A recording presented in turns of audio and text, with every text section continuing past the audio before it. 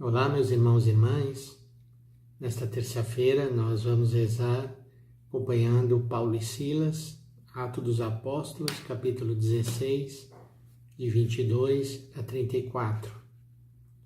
E aqui aparece mais uma vez uma situação de perseguição contra a igreja, onde Paulo e Silas são açoitados, suas vestes rasgadas e depois jogados na prisão. E no meio dessa situação, o Senhor intervém e os libera milagrosamente do cárcere, fazendo cair as correntes e as portas se abrirem. O carcereiro, quando vê isso e o desaparecimento dos seus prisioneiros, fica desesperado, mas quando ele já pensa em tomar uma atitude contra si mesmo, Paulo e Silas respondem: "Não te faça mal algum, nós estamos todos aqui." Mesmo tendo as portas abertas e as correntes caídas, Paulo e Silas não fogem, enfrentam. Então o carcereiro perguntou a ele: "Senhores, que devo fazer para ser salvo?" Paulo e Silas responderam: "Crê no Senhor Jesus e sereis salvo tu e todos os da tua família." E eles então anunciaram a palavra do Senhor ao carcereiro e a todos da sua família. Na mesma hora da noite, o carcereiro levou-os consigo para lavar as feridas causadas pelos açoites e foi batizado. Então nós vemos como na igreja primitiva, essas situações tão desfavoráveis da perseguição, da violência contra os apóstolos, acabam se tornando oportunidades para a conversão, para ganhar mais pessoas para o Senhor. Sim, há também na nossa vida, no nosso dia a dia.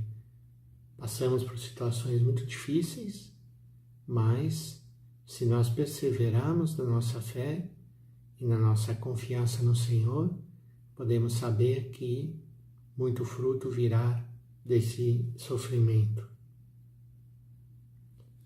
O Evangelho, nós estamos na despedida de Jesus com seus discípulos, João capítulo 16, de 5 até 11.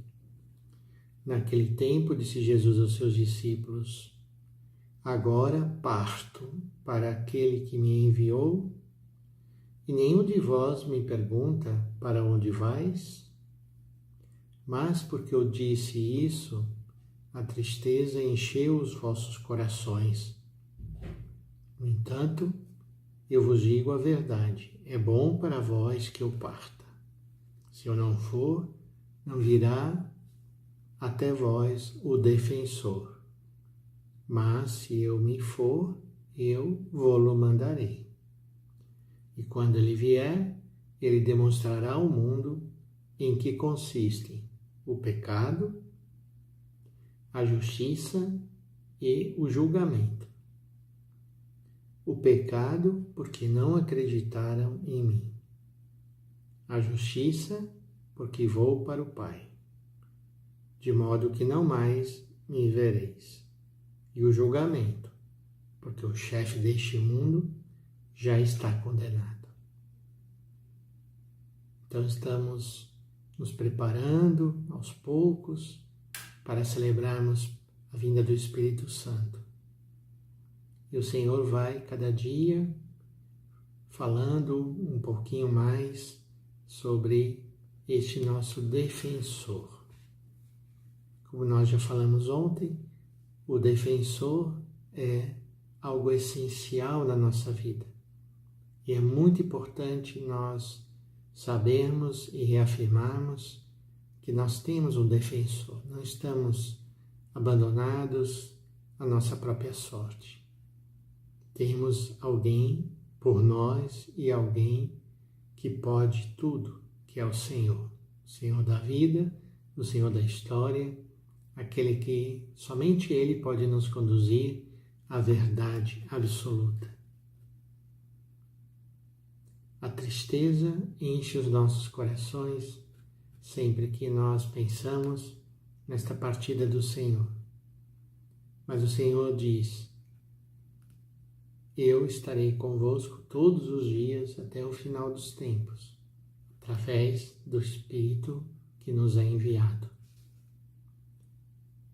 Ele demonstrará ao mundo em que consiste o pecado, a justiça e o julgamento. Essas três realidades são muito importantes na nossa vida. Que nós não nos deixemos vencer e desanimar por causa do pecado do mundo e dos nossos pecados. Isso é muito importante. Segundo, a justiça de Deus, que aparentemente parece não vencer no mundo em que estamos, não é mesmo? Mas não é a verdade. O julgamento, o chefe deste mundo, diz o Senhor, já está condenado. A vitória é nossa. A vitória é de Jesus, por obra do amor do Pai, que o ressuscitou dos mortos. Então é nessa esperança que nós vamos enfrentar todas as nossas dificuldades, nossos limites, a nossa pouca fé, nossas dúvidas, e pedir ao Senhor que Ele continue nos abençoando, continue nos dando essa fé firme, como a fé de Paulo, a fé de Silas, que nós possamos transformar o mal em bem e trazer a presença do Senhor para cada situação da nossa vida. Vamos pedir essa graça ao Senhor nesse dia, que o Senhor nos abençoe, nos guarde e nos dê a sua paz. Em nome do Pai, do Filho e do Espírito Santo. Amém.